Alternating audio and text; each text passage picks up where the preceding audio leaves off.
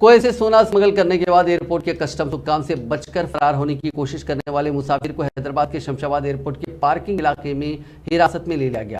Customs department के release में कहा गया है कि एक मुसाफिर जिसकी शिनाख्त शेख चांद के तौर पर की गई, इंडिगो की फ्लाइट 6C1234 के जरिए हैदराबाद पहुंचा। उसको कस्टम्स के हुक्काम ने जांच के लिए रोक लिया, ताहम वो फरार हो गया, जिसके बाद ASG हैदराबाद को इस बात की इतला दी गई। पुलिस ने उस मुसाफिर का पता पार्किंग इलाके में चलाया। पुलिस ने यह पाया कि उसके पास लगेज नहीं है, या लगेज उसने कार में रखा था और वो दूसरे मकाम पर छिपने की कोशिश कर रहा था। उसका ड्राइवर पार्किंग इलाके से जाने वाला था। इस मुसाफिर से उसके लगेज के बारे में पूछे जाने पर उसने कार ड्राइवर मोहम्मद आरिफ को तलब किया। उसकी कार की तलाशी पर कस्टम्स के हुक्काम को मुश्तरका तौर पर 45 लाख रुपए मालियत के 700 ग्राम सोने की मौजूदगी का पता चला।